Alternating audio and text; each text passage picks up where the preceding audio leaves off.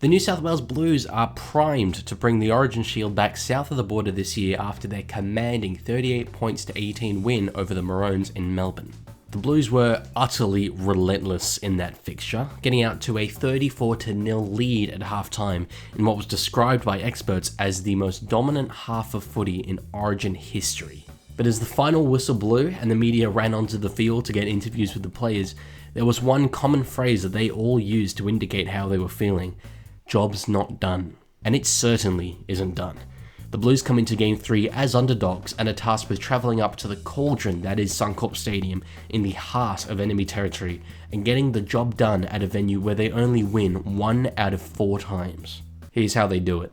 New South Wales have named a much more similar side to Game 2 than Queensland have, with only one forced change to the side coming in the form of Latrell Mitchell. The centre was ruthless down in Melbourne and nailed pretty much every moment where he was called upon. His absence from this side really shouldn't be understated, with him probably being the player that Queensland fear the most in this Blues team. The man coming in to fill those massive shoes will be Newcastle centre Bradman Best, in what will be the second game of his State of Origin career.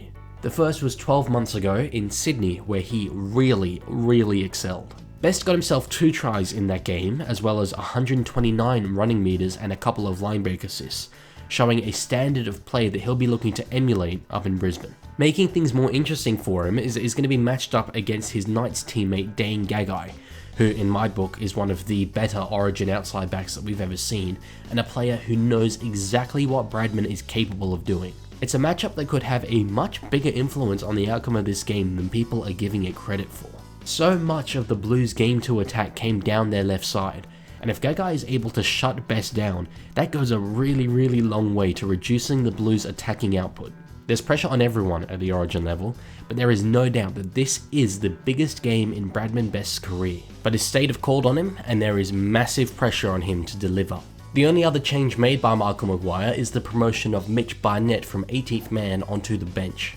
Barnett's rise to this level has been nothing short of remarkable in my opinion. Since moving to the Warriors, his career has gone to a completely different level.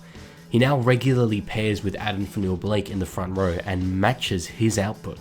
I'm convinced that Barnett's 226 metre effort last time out against the Bulldogs was what told Michael Maguire that he can no longer ignore him for a spot in this team. Looking at the makeup of this New South Wales bench, it looks to me like Barnett will come on as a second rower, which makes sense given that he's replacing Haumole Olakau'atu in the squad. But Liam Martin and Angus Crichton played 70 and 80 minutes respectively in Game 2, so it wouldn't surprise me if Barnett has been selected as yet another man to bring physicality through the middle, a facet of the game in which the Blues absolutely dominated down in Melbourne. Now, the media will tell you that Game 2 essentially doesn't matter now, that it should be pretty much forgotten. That Game 3 is at a completely different venue, in a completely different circumstance, and has a completely different set of motivations for each team. But it isn't as simple as that. These are essentially still the same 2 sides, and they will bring the same individual talents that they have to the table. The Blues have to look at what worked so well for them in Game 2 and continue to build upon those strengths. For example, it's easy to get caught up in the flashy tries from Game 2 without really considering the foundations that allowed those plays to happen. The Blues absolutely dominated field position in the first half, with 2/3 of the game being played out of Queensland's end. But what allowed that was the difference in how far the 2 back fives were able to run. Across the game, the New South Wales back 5 ran for 137 metres more than their Queensland counterparts. That difference is essentially as if they had an entire extra player making good runs out of their own end without using up the extra tackles. And that is a strength that can't really be counted in any way other than Queensland tackling really hard for the entire game. That's something the Blues will know was effective and that they will do again. Another factor proving the Blues' physical advantage was the difference in average play the ball speed between the 2 sides. It's a metric that is hardly ever spoken about in League, but it is so important, with teams who play the ball quicker able to generate momentum much more easily, and momentum being key in the modern game.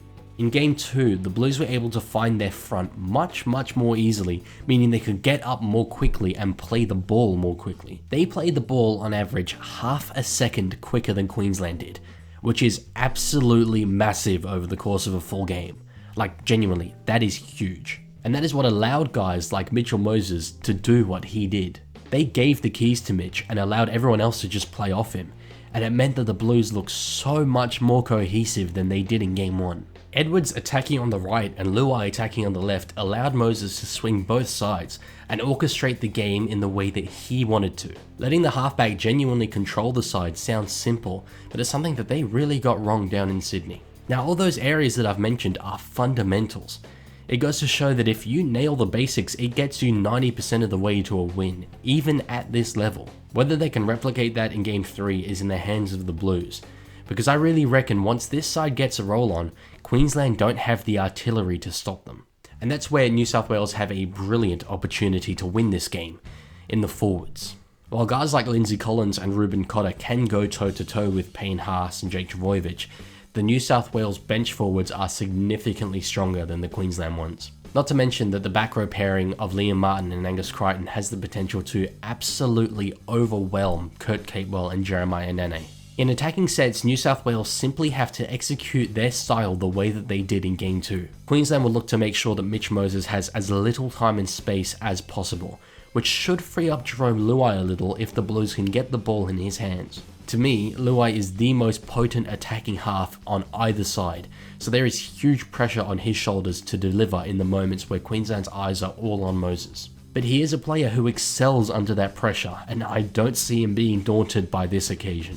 One play that people have been calling for New South Wales to go to more is aerial kicks to Zach Lomax, which have led to tries in both Origin games so far.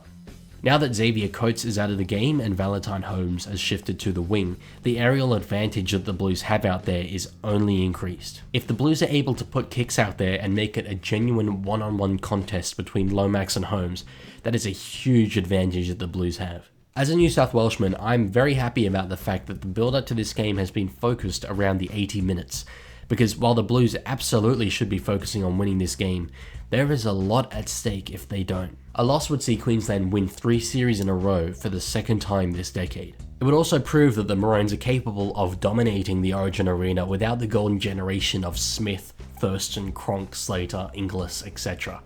Make no mistake, this game is massive. But in the build-up to Game 2, I said that New South Wales do have the better side, and that they would win the game if they could play as a well-oiled unit in the way that Queensland do. That proved correct then, and I'd say that it continues to be true now. If these two sides play at their best, New South Wales should win. It's in their hands. There are no excuses for this side. Enjoy your Origin football.